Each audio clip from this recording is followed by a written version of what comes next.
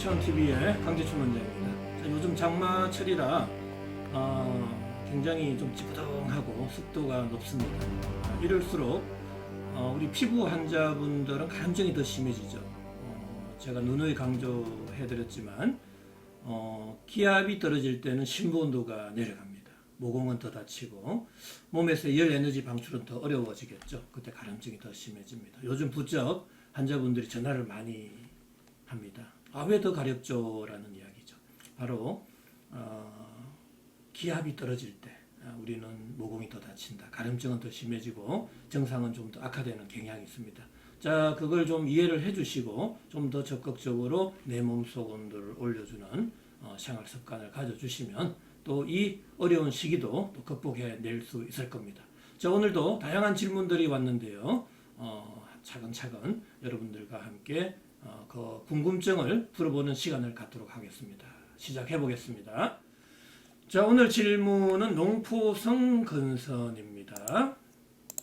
원주에 사는 32세 미혼의 여성입니다. 3월 중순쯤 왼쪽 발바닥에 조그맣게 물집이 잡히고 빨간 점 같은 게 생겼습니다. 자, 여기서 주의해야 될 거, 물집이 잡혔다. 그 다음에 빨간 점이 생겼다. 이건 바로 염증이 생겼다라는 거죠. 수포가 생기고요. 자, 너무 간지러워서 땀띠가 생긴 줄 알았다가, 자, 간지럼증이 있는 거죠. 자, 여기서 체크 포인트 꼭 해주셔야 됩니다. 자, 간지럼증이 너무 심해지길래 한 달 뒤에 서울에 있는 유명 피부과에 갔습니다. 원장님이 보시고는 바로 무좀이라고 진단을 하더군요. 복용약 바르는 연고 비누를 처방받아 치료를 시작하였습니다. 자, 원장님이 말씀하신 대로 꼼꼼히 신경 써서 약 먹고 연고 바르고 하였죠. 하지만 나아질 기미가 보이지 않았습니다. 가려움증은 날로 더 심해지고 질병 부위는 점점 넓어져만 가고 있습니다. 현재로서는 오른쪽 발바닥까지 번지고 발가락 사이, 발 뒤꿈치 할 것 없이 보기 흉할 정도입니다. 발바닥에선 갈라지면서 계속 피가 나오고 정말 죽고 싶습니다. 자, 발바닥에서 자꾸 갈라진다는 거죠.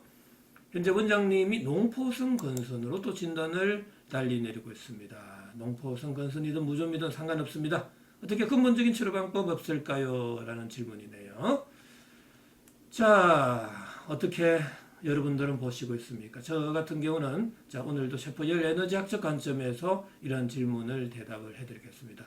자, 우리 이해를 위한 핵심 포인트 꼭 짚고 넘어가죠. 발바닥에서 물집 빨간 점이 생긴다. 바로 수포와 염증이 생겼다라는 거고요. 자, 가려움증 누누이 강조했죠. 가려움증은 왜 생기죠? 모공이 다친다고 했습니다. 자, 그런데 여기서 중요합니다. 무좀약의 효능 및 부작용도 꼭 우리가 한번 체크를 해봐야 되겠습니다. 왜? 양광약을 썼는데도 왜 치료가 안 되느냐라는 겁니다. 자, 무좀약 대체적으로는 항진균제 같은 걸 쓰게 되죠. 자, 스테로이드 연고도 쓰게 됩니다. 그런데 여기서 우리가 주의해야 될 게 있습니다. 무좀약이나 스테로이드 연고나 항생제나 정말 효과 좋아요. 한번 대부분 사용해 보셨잖아요. 처음에는 너무나 효과가 좋습니다. 하지만 그게 만성화되면 효과가 떨어지고 환자분들은 좀 실망을 하게 되는 경우가 많습니다. 그 이유는 저는 알고 있습니다. 누누이 제가 강조해 드렸죠. 어떠한 한약이든 양약이든 어떤 물질이든 간에 내 몸속 온도를 낮추는 약을 쓰면 안 된다 그랬습니다. 아무리 염증이 중하더라도 내 몸속 온도를 낮추면서 피부 온도를 낮춰 염증을 완화 치료하려고 하면은 반드시 부작용이 생깁니다. 그걸 꼭 이해를 해 주셔야 되겠죠. 신부온도가 내려가게 되면 모공은 더 다친다고 그랬죠. 제가 모든 질병은 신부온도가 내려가서 발생했다고 말씀을 드렸습니다. 거의 대부분입니다. 99.99%가 다 신부온도가 내려갈 가능성이 많다라는 겁니다. 그 이유는 뭘까요? 여러분들 한번 생각해 보시기 바랍니다. 항시 나라는 내 몸속 온도는 주변 환경의 온도보다 항시 높습니다. 에너지는 높은 에너지 준위에서 낮은 에너지 준위로 흐르기 때문에 우리는 끊임없이 내 몸속 온도가 떨어지는 환경과 여건 속에서 살게 되고요. 그거 떨어지지 않으려고 온갖 노력을 다하게 됩니다. 내가 항시 일정한 시간에 밥을 먹어야 되고 따뜻한 옷을 입어야 되고 따뜻한 집에서 잠을 자야 된다라는 이유입니다. 자, 여러분들의 의식주는 바로 몸속 온도, 코어 템퍼러처라는 심부 온도를 항시 37도를 최적화하기 위해서 온갖 노력을 다 하고 있었다라는 사실입니다. 왜 잠을 자고 왜 밥을 먹고 왜 옷을 입었는지를 곰곰이 생각해 보시기 바랍니다.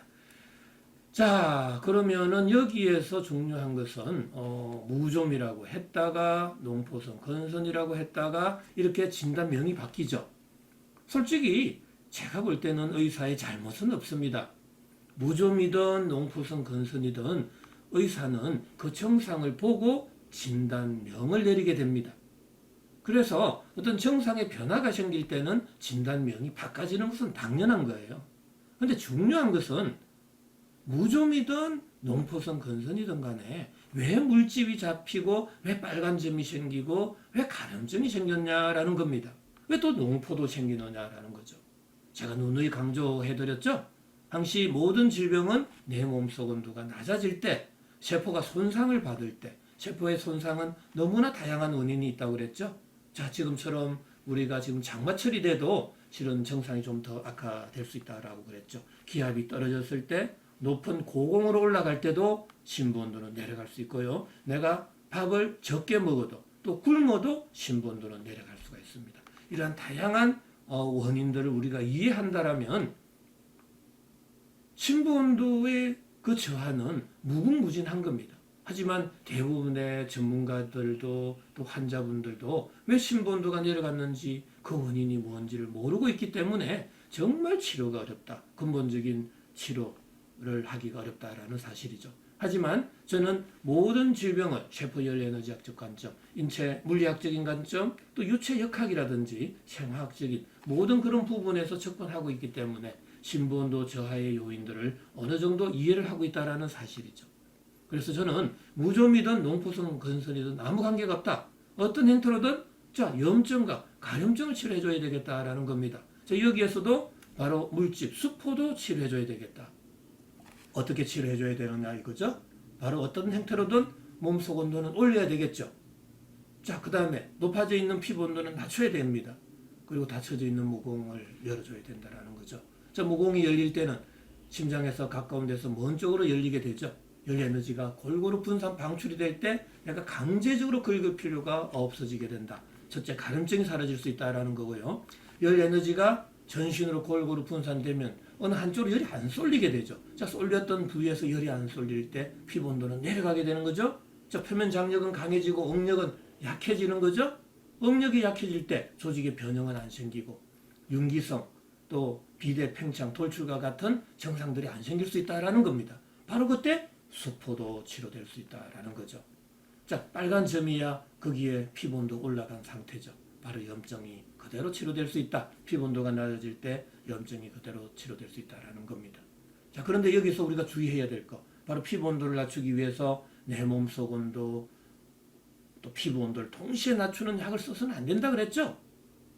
어떤 형태로든 양방약이든 한방약이든 아무 관계가 없어요.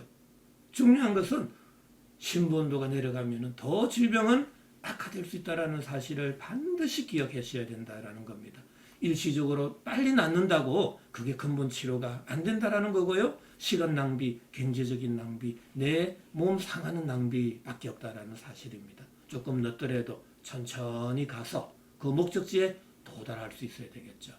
자, 오늘도 이 무좀, 농포성, 건선 어떻게 치료해야 되는지 어느 정도 제가 해답을 드렸습니다. 여러분들도 꼭 한번 실천하면서 내 몸속 온도를 올려줄 수 있는 그러한 환경과 여건을 꼭 만들어 주시기 바랍니다. 자, 다음 질문은 두피가 붉어요. 굉장히 간단한 질문입니다. 자, 뒷머리에 두피가 빨간데요. 어떡하죠? 라는 겁니다. 이게 뭔가요? 왜 그러죠? 라는 이야기예요.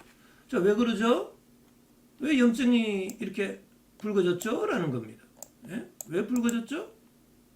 여러분들 한번 생각해 보세요. 왜 두피 쪽에서 붉어졌냐라는 겁니다. 두피 쪽에 여기에서 세균과 바이러스가 침범했습니까? 아니죠. 그렇게 볼 수가 없다라는 겁니다. 아무리 여기에 생검을 하고 조직 검사를 해서 세균이 나왔더라도 저 같은 경우는 세균의 침입, 바이러스의 침입에 의해서 여기가 붉어졌다고 절대로 생각하지 않습니다. 세균과 바이러스가 있다고 왜 여기가 붉어집니까? 하얘질 수도 있고요. 노래질 수도 있는 겁니다. 근데 왜 붉어졌냐고요.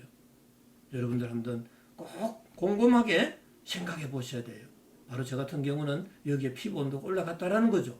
두피 쪽에서의 피부 온도가 올라갔다라는 겁니다. 왜 두피 쪽으로 피부 온도가 올라갔을까요?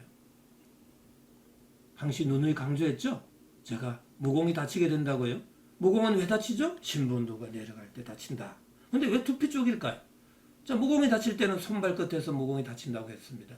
자, 그러면은 열 에너지는 구멍, 관절, 마찰이 많은 쪽으로 열이 방출이 된다 그랬죠. 바로 상체죠, 상체. 그럼 두피 쪽으로 열이 갈 수도 있다라는 겁니다. 자, 두피 쪽으로 열이 갈 때 뒷머리라든지 뭐 이마라든지 두피 당연히 그런 쪽에서 피부 온도가 올라가겠죠. 자, 그 이외에도 얼굴 쪽으로 올라가면 상열감이 생길 수도 있고요. 구강 건조, 안구 건조, 또 비염, 축농증 다 병발될 수가 있다라는 겁니다. 합병증으로. 자, 그 다음에 어떤 경우에 있어서는 더 열이 상체 쪽으로 쏠리게 되면 머리 두통도 생길 수도 있고 어지럼증이 생길 수도 있겠죠. 자, 밤에 더 열이 많이 쏠릴 때는 머리가 각성이 되겠죠. 잠을 개운하게 못 주무신다든지 아니면은 뭐 불면증이 더 올 수도 있다라는 거죠. 자, 이런 경우에 있어서 또 불면증이 온다고 불면증 약을 먹으면은 이 상체로 열이 쏠렸던 열 에너지는 피부 온도는 낮아질 수 있겠지만 그러면 잠은 잘 주무실 수 있겠죠. 하지만 또 세포의 열 에너지 대사를 억제하는 약이라면 반드시 심부 온도까지 내려갈 수 있다. 뭐 그러면은 2차적으로 그 약물에 의해서 심부 온도가 내려가는 또 피부 온도가 올라가는 악순환이 될 수 있다라는 사실이죠. 자, 얼마나 심부 온도가 중요한지를 여러분은 꼭 기억하셔야 됩니다. 피부 온도는 왜 올라갔고 왜 두피 쪽으로 열이 쏠렸고 왜 두피가 붉어졌는지를 저는 반드시 설명해 드리고 있습니다. 그 어느 누구도 설명을 하지 않습니다. 못합니다. 바로 저는 모든 질병을 열 에너지학적 관점에서 설명드리고 있기 때문에 가능한 겁니다. 자, 오늘도 여러분들의 질문에 대답을 해드렸습니다. 아무쪼록 제가 굉장히 너무나 단순하게 설명을 드리고 있고요. 명확하기 때문에 그런 겁니다. 우리가 명확한 대답은 정확한 정답을 알고 있을 때만 가능하지 정답을 알지 못하면 빙글빙글 둘러서 말을 하게 된다라는 겁니다. 그래서 여러분들은 제 유튜브를 보면 왜 저렇게 정말 간단하게 또 명확하게 설명을 할까라고 의심을 할 수 있겠습니다.